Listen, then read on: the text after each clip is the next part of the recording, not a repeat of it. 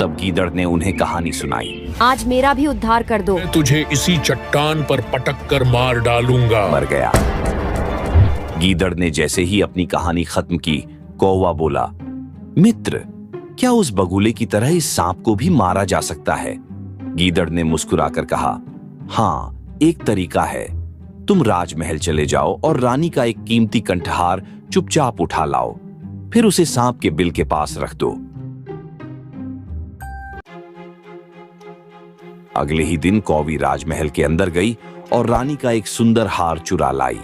राजा को जब यह बात पता चली तो उसने तुरंत सैनिकों को आदेश दिया कि वे उस कौवी का पीछा करें और हार वापस लाएं।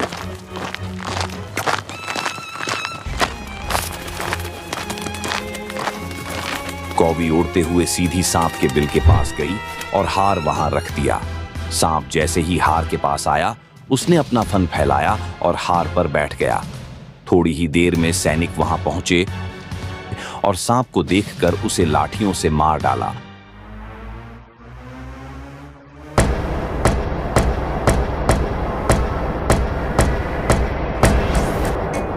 और हार वापस ले गए।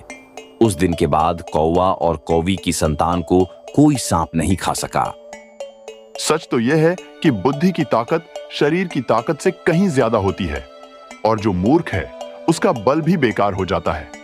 बुद्धिमान व्यक्ति मूर्ख को वैसे ही हरा सकता है जैसे एक बार एक चालाक खरगोश ने जंगल के शेर को मात दे दी थी। वो कैसे? फिर उसने दमनक को कहानी सुनाई। एक जंगल में भासुरक नाम का शेर रहता था।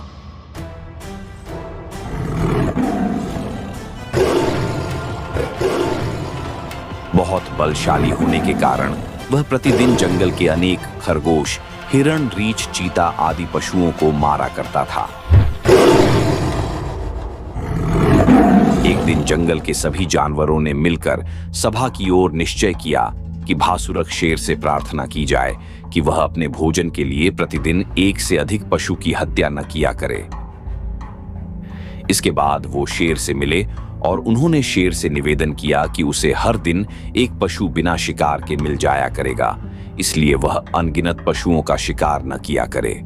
शेर यह बात मान गया। शेर ने यह धमकी दे दी थी कि जिस दिन उसे कोई पशु नहीं मिलेगा, उस दिन वह फिर अपने शिकार पर निकल जाएगा और मनमाने पशुओं की हत्या कर देगा। दोनों ने प्रतिज्ञा की कि वे अपने वचनों का पालन करेंगे। उस दिन के बाद से वन के अन्य पशु वन में निर्भय घूमने लगे। उन्हें शेर का भय नहीं रहा। शेर को भी घर बैठे एक पशु मिलता रहा। इस डर से भी सब पशु यथाक्रम एक एक पशु को शेर के पास भेजते रहे।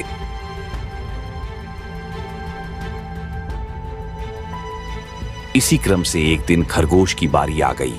खरगोश उसकी ओर चल पड़ा, किंतु मृत्यु के भय से उसके पैर नहीं उठ पा रहे थे। इसलिए वह जंगल में मौत की घड़ियों को कुछ देर और टालने के लिए इधर उधर भटकता रहा।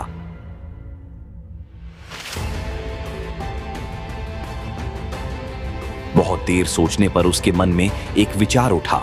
अब वो शेर की गुफा में घुस गया। शेर उस समय तक भूखा प्यासा बैठा था।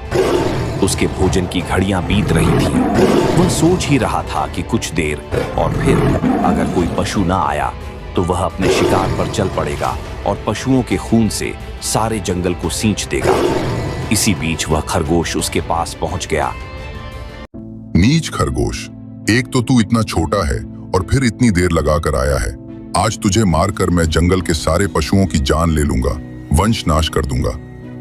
स्वामी, आप व्यर्थ क्रोध करते हैं। इसमें न मेरा अपराध है और न ही अन्य पशुओं का। कुछ भी फैसला करने से पहले देरी का कारण तो सुन लीजिए। स्वामी, बात यह है कि सभी पशुओं ने आज सभा करके और यह सोचकर कि मैं बहुत छोटा हूँ, मुझे तथा अन्य 4 खरगोशों को आपके भोजन के लिए भेजा था।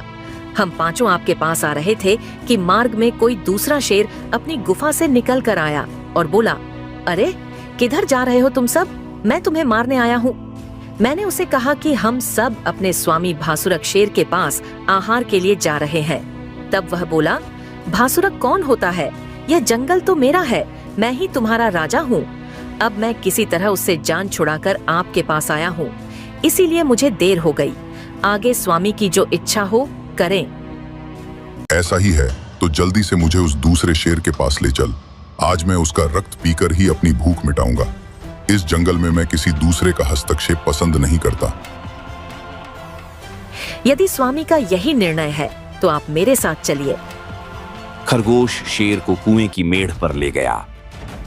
स्वामी, मैंने जो कहा था वही हुआ। आपको दूर से ही देखकर वह अपने गुफा में घुस गया है। भासुरक ने झुककर कुएं में अपनी परछाई देखी तो समझा कि यही दूसरा शेर है। तब वह जोर से गरजा। उसकी गर्जना के उत्तर में कुएं से दुगनी गूंज पैदा हुई। उस गूंज को शेर की ललकार समझकर भासुरक उसी क्षण कुएं में कूद पड़ा और वहीं पानी में डूबकर प्राण दे दिए।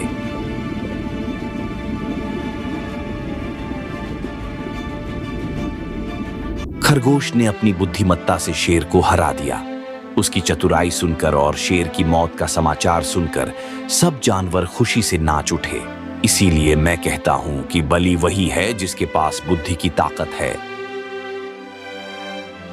कृतक ने कहानी सुनाने के बाद दमनक से कहा कि तेरी सलाह हो तो मैं भी अपनी बुद्धि से उनमें फूट डलवा दूं।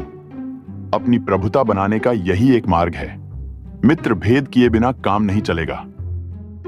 मेरी भी यही राय है। तू उनमें भेद कराने का कोशिश कर। भगवान करे तुझे सफलता मिले।